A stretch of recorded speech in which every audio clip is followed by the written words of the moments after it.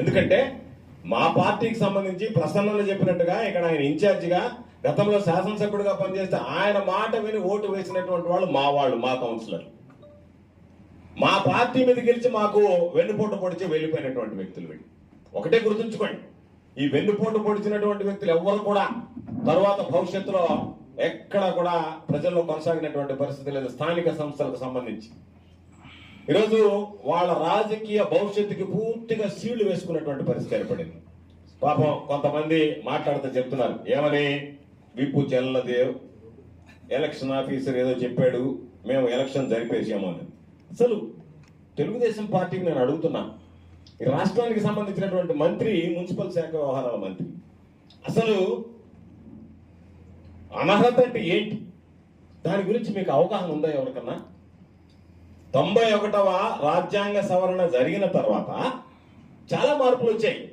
దాని మార్పుల్లో భాగమే మీ అందరికీ ఒక విషయం చెప్పాలి. ఆ మార్పుల్లో భాగమే 15% మించి మంత్రులు ఉండకూడదు అనేటువంటిది కూడా ఒక భాగం. అందుకనే ఈరోజు మనం మన రాష్ట్రానికి సంబంధించి ముఖ్యమంత్రితో సహా 26 మందినే మంత్రులు పెట్టుకుంటాం. అంతకుముందు అటువంటి పరిమితి లేదు. 91వ సవరణలో వచ్చినటువంటిది. ఆ 91వ సవరణలోనే పూర్తిగా 100% మంది పార్టీ మారినా సరే పార్టీ ఒప్పుకోకపోతే అది అనర్హత కింద వస్తుంది అని చెప్పడం జరిగింది. దాని మీద ఈ మధ్యనే కేరళ హైకోర్టు తీర్పు ఇచ్చింది. మీరు వెళ్ళాలి అనుకుంటే, పార్టీ మారాలి అనుకుంటే పార్టీకి కాదు రాజీనామా చేయాల్సిందే, పదవికి రాజీనామా చేసి పార్టీకి రాజీనామా చేసి వేరే పార్టీలో స్వతంత్రంగా నిలబడాలి తప్ప అది ఎన్ని పక్కన పెట్టి ఎవరో ఒక 1/3 వంతు వెళ్ళారంట, ఒక 2/3 వంతు వెళ్ళాడంటాడు. 1/3 వంతు ఏంది, 2/3 వంతు ఏంది, మొత్తం వెళ్ళినా కూడా అనర్హత కింద ప్రకటించేటువంటి అవకాశం ఉందంటే ఒక ఆయన మేము కల్పించా ఉంటాం. కాబట్టి ఖచ్చితంగా వీళ్ళందరూ అనర్హులే. వెంటనే రేపు జిల్లా ఎన్నికల అధికారికి ఇస్తాం, ఇచ్చిన తర్వాత అనర్హులుగా ప్రకటించమంటాం, న్యాయ పోరాటం చేస్తాం. వాళ్ళకి మరలా ఇంకా అనర్హులుగా ప్రకటించిన తర్వాత ఇంక ఎన్నికల్లో పోటీ చేసేటువంటి అవకాశం కూడా కోల్పోయేటువంటి పరిస్థితులు వస్తాయి. కాబట్టి ఈ రోజు జరిగినటువంటి పరిణామాల్లో నిజంగా నాకు అనిపించింది, అయ్యో తెలుగుదేశం పార్టీ ఎంత దిగజారిపోయిందా ఈ రాష్ట్రంలో, ఈ జిల్లాలో, ఈ కోవూరు నియోజకవర్గం అనిపించింది.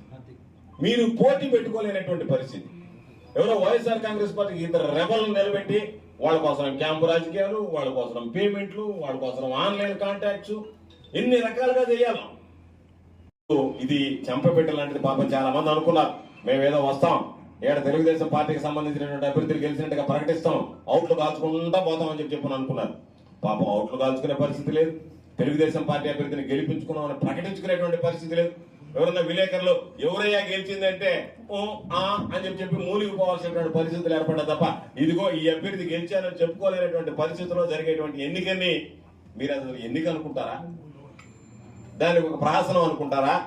ఎవరికో పుట్టిన బిడ్డను తీసుకొచ్చి నా బిడ్డ అని చెప్పి మీరు వెళ్ళిపోవడం తప్ప ఎక్కడుంది మీకు నైతిక విలువ? ఎక్కడుంది? ఈరోజు ఏం చెప్తారో చెప్పండి. ఎవరిని గెలిపించారు మీరు?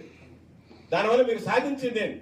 మీకున్నటువంటి ముగ్గురులో కనీసం ఒక్కరినైనా ఎవరైతే తెలుగుదేశం పార్టీ బీఫారం మీద గెలిచారో వాడినైనా నిలబెట్టుకుంటారనుకుంటే అది కూడా నిలబెట్టుకోలేనటువంటి అసమర్థ పరిస్థితుల్లో ఈరోజు మీరు పాపం అన్ని విధాల కొండను దవ్వి ఎలుకను పట్టినటువంటి సందంగా ఎలుక కూడా దొరకకుండా పోయింది.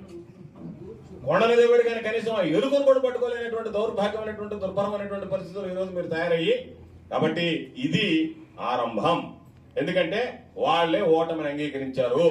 మేము తెలుగుదేశం పార్టీ తరఫున ఓటమి చేసి ఓటమి పాలయ్యాము, నిలబడి గెలవలేము, నైతికంగా కానీ సాంకేతిక పరంగా కానీ దేనికైనా భయపడ్డారు, వెనకడుగు వేశారు. కాబట్టి వైఎస్ఆర్ కాంగ్రెస్ పార్టీ గుర్తు మీద గెలిచినటువంటి వాళ్ళకి ఇవ్వాల్సినటువంటి దౌర్భాగ్యం దుస్థితి మీకు ఏర్పడింది. కాబట్టి తప్పనిసరిగా వైఎస్ఆర్ కాంగ్రెస్ పార్టీ అనేటువంటిది ఈ రోజు జరిగినటువంటి ఈ అన్యాయం మీద పోరాడతాం, ఈ అక్రమాల మీద పోరాడతాం. భవిష్యత్తులో వైఎస్ఆర్ కాంగ్రెస్ పార్టీ పోరాటానికి సిద్ధంగా ఉండేటువంటి పార్టీ. ప్రసన్న ఆధ్వర్యంలో, ప్రసన్న నాయకత్వంలో కోవూరు నియోజకవర్గానికి సంబంధించి ఏ కార్యకర్తకి ఇబ్బంది లేకుండా చూసుకుంటాం. ఈ మధ్య మీరు అనుకుంటున్నారేమో దాడులు చేస్తాం, విధ్వంసం సృష్టిస్తామని చెప్పి మేము కనుక వీధుల్లోకి వచ్చి అదే పరిస్థితి కనుక తీసుకుని వస్తే మీరు తిరగలేరు. గ్రామాల్లో గుర్తుంచుకోండి, ఇబ్బందులు పడతారు. కాబట్టి జిల్లా ఎస్పీ గారికి కూడా హెచ్చరిస్తున్నాం, శాంతి భద్రతల సమస్యలు తలెత్తుతాయి, ఆ తర్వాత అగ్నిగుండంగా మారేటువంటి పరిస్థితులు ఏర్పడతాయి.